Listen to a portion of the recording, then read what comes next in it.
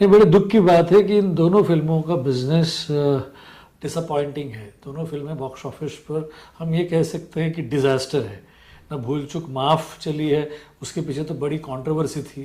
पहले ये film theatre में रिलीज़ होने वाली थी 9 मई को, लेकिन 8 मई को प्रोड्यूसर्स ने इस फिल्म को थिएटर में रिलीज़ करने से रोक लिया और इसको डायरेक्ट ओटीटी पर करेंगे इस तरीके का अनाउंसमेंट किया। अब उसके बाद पीवीआर ने उनको 60 करोड़ की रकम को लेकर सू किया उनको, क्योंकि उनका ये कहना था कि हमने ऑलरेडी इसकी एडवांस बुकिंग वगैरह ओपन कर ली थी। उसके बाद फिर किसी तरीके से out of the court settlement हुआ और फिल्म रिलीज़ हुई इस वीक में, और अब 2 वीक के बाद ही फिर वो ओटीटी पर भी रिलीज़ होने वाली है। लेकिन बॉक्स ऑफिस पर फिल्म का कोई भी कलेक्शन नहीं है।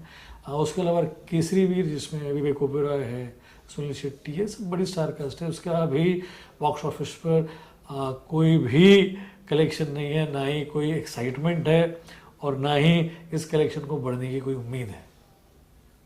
लास्ट वीक मैंने देखा, आजकल हॉलीवुड की फिल्में बात कर रहा हूँ मैं, साउथ की फिल्में, हॉलीवुड फिल्म, ये फिल्म काफी चल रही है। लास्ट वीक 2 फिल्में आई थी हॉलीवुड की होगी। देखिए, इस वक्त जो कुछ चल रहा है वो सिर्फ हॉलीवुड चल रहा है और ये बड़ी खुशी की बात है। पिछला साल हॉलीवुड का बिजनेस हमारे देश में ज़रा कम था, उसके पहले साल बहुत अच्छा था। इस साल ये जो 2 फिल्में रिलीज़ हुई है हमारे देश में, एक है फाइनल डेस्टिनेशन ब्लड लाइन्स और दूसरी फिल्म है mission impossible the final reckoning, जो कि 8वां इंस्टॉलमेंट है मिशन इम्पॉसिबल का। ये जो दोनों फिल्में रिलीज़ हुई है, इसने ही बिजनेस अच्छा किया है। और इस वीक में भी जो दोनों हिंदी फिल्में डिज़ास्टर साबित हुई, उसकी भी भरपाई ये दोनों ही फिल्में कर रही है, कंपल्सरी यही फिल्में कर रही है।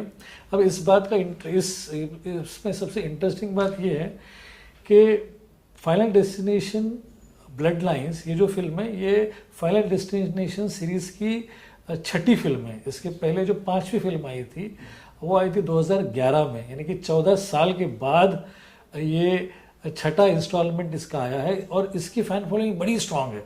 उन कई फैंस में से एक फ़ैन मैं भी हूँ, क्योंकि उस वक्त जब 5वां इसका इंस्टॉलमेंट आया था तब मैं मार्केटिंग हेड था सिनेमैक्स पीवीआर पे। तो इसका पैन इंडिया जो रिलीज़ हुआ था, वो रिलीज़ से पहले रात को जो प्रीमियर था वो हमने होस्ट किया था और उसको मिडनाइट प्रीमियर हमने कहा था, और वो 3D में था और वो फिल्म को भी काफ़ी अच्छा रिसेप्शन था। इस फिल्म की खासियत ये है कि ये इंग्लिश, हिंदी, तमिल और तेलुगु, इन 4 भाषाओं में रिलीज़ हुई है। और जब ये जिस दिन रिलीज़ हुई उसके 48 आवर्स में इसने अपनी लागत से 3 गुना ज़्यादा कमाई कर ली है। 50 मिलियन के बजट की ये फिल्म है जिसने पहले 48 आवर्स में 138 मिलियन का बिजनेस किया था। और हमारे देश में जब ये रिलीज़ हुई तो ये रिलीज़ हुई थर्सडे को, यानी कि फ्राइडे रेगुलर जो रिलीज़ होती है उससे एक दिन पहले।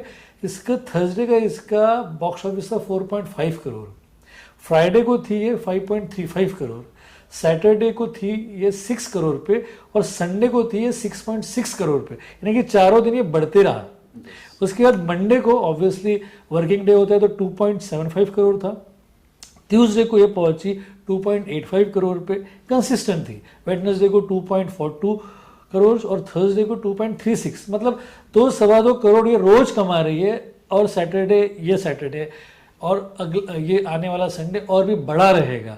तो इसका पहले 8 दिन में इसका बॉक्स ऑफिस का इंडिया का कलेक्शन है 32.85 करोड़, जो कि अमेजिंग है, क्योंकि ये बहुत बड़ी रिलीज़ नहीं है। उसका कारण ये है कि ये थर्सडे को रिलीज़ हुई और सैटरडे को ही मिशन इम्पॉसिबल रिलीज़ हो गई।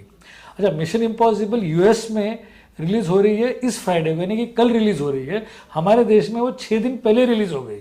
तो देखा जाए तो बॉक्स ऑफिस पर फाइनल डेस्टिनेशन और मिशन इम्पॉसिबल का क्लैश हो गया, जो कि एक्चुअली क्लैश नहीं था, दोनों के बीच में 1 वीक का फासला था, लेकिन हमारे देश में दोनों फिल्में एक साथ रिलीज़ हुई। सैटरडे को अगर हम मिशन इम्पॉसिबल की बात करें, वो बहुत ही बड़ी फ्रेंचाइजी है और ये इस फ्रेंचाइजी की आखिरी सेगमेंट की फिल्म है। और टॉम क्रूज इससे पहले इंडिया ऑलरेडी मिशन इम्पॉसिबल को प्रमोट करने आ चुके हैं कई साल पहले, मेरे ख्याल से 4थे या 5वें के वक्त की बात है।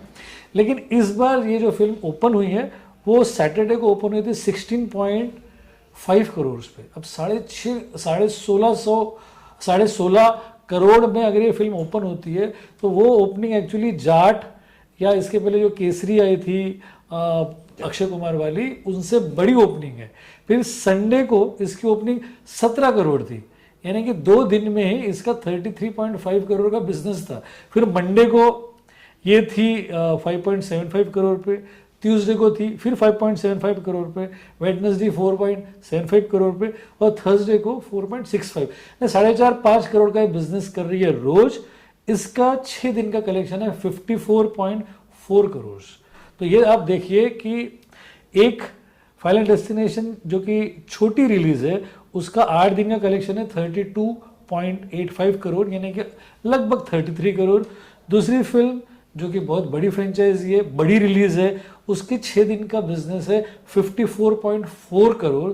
इन दोनों बिजनेस को अगर हम जोड़े तो करीब हम इस वक्त 80-90 करोड़ पे हैं। दोनों इंग्लिश फिल्मों ने हमारी साख जो बॉलीवुड पे है, बॉलीवुड की जो साख है या बॉक्स ऑफिस पे फिल्मों की जो साख है वो बचा ली है।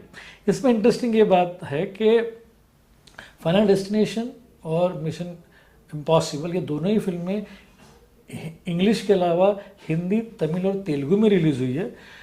इंग्लिश में ऑब्वियसली इसका बड़ा ऑडियंस इंग्लिश में है। फाइनल डेस्टिनेशन का जो 32 करोड़ का बिजनेस है उसमें इंग्लिश का 20 करोड़ का बिजनेस है, करीब 10 करोड़ का बिजनेस हिंदी का है और फिर तेलुगु और तमिल कुछ 1.5 करोड़ का बिजनेस है। यानी कि सबसे ज़्यादा इंग्लिश का बिजनेस होने के बावजूद भी ये हम कह सकते हैं कि इंग्लिश के डब्ड हिंदी वर्जन के भी ऑडियंस ने बहुत बड़ा इजाफा किया है। इसके अलावा सेम अगर हम मिशन इम्पॉसिबल की बात करें तो उसका 54.4 करोड़ का जो टोटल बिजनेस है उसमें इंग्लिश का बिजनेस है 34 करोड़ का और हिंदी का बिजनेस है 17.5 करोड़ का। अब ये भी एक बड़ा बिजनेस है। फिर तेलुगु और तमिल का करीब 1.85, 1.75, यानी कि 2-2 करोड़ के लगभग है। तो हम ये कह सकते हैं कि इतने दिनों में जो हिंदी ऑडियंस है, जो हिंदी फिल्में नहीं है इस वक्त बॉक्स ऑफिस पे चल रही या थिएटर में नहीं रिलीज हुई है, तो उसको कंपनसेट करने के लिए यही हिंदी ऑडियंस अब मिशन इम्पॉसिबल और फाइनल डेस्टिनेशन देखने लगी है हिंदी में, इसलिए इतने बड़े नंबर्स आपको दिखाई दे रहे हैं। कि साउथ भी काफी लोग कह रहे साउथ में क्या करते हैं, साउथ फिल्म काफी चल रही है, डब हो रही है। देखिए अच्छी फिल्में चल रही है हमारे यहाँ। तमिल तेलुगु फिल्में डब होके हिंदी में इसलिए चल रही है कि टेलीविज़न ने इनकी रीच बढ़ा दिया। अब किसी भी जीसी जनरल एंटरटेनमेंट चैनल पे अगर आप देख लो शाम को तो आपको तमिल, तेलुगु, मलयालम, कन्नड़ा फिल्मों के डब्ड हिंदी वर्जन्स देखने को मिलेंगे। खासकर तेलुगु और तमिल तो बहुत ज़्यादा है, उनके एक्शन बहुत ज़्यादा है। तो इसके कारण इन सारे एक्टर्स को, जूनियर एनटीआर से लेकर सूर्या और विक्रम को सारी दुनिया पसंद करने लगी है, जानने लगी है, क्योंकि टेलीविज़न ने उनकी रीच बढ़ा दी है। इसलिए जब इनकी फिल्में रिलीज़ होती है तो यहाँ की ऑडियंस अब उससे अवगत हो गई है, अवेयरनेस है। इसके कारण तमिल तेलुगु का कंटेंट भी लोगों को पसंद आ रहा है, वो भी चलती है। लेकिन इस वीक की सबसे बड़ी विशेषता ये है कि जहाँ हिंदी फिल्में चल नहीं रही है, ऐसे में हॉलीवुड की 2 फिल्मों ने आके बाजी मार ली है।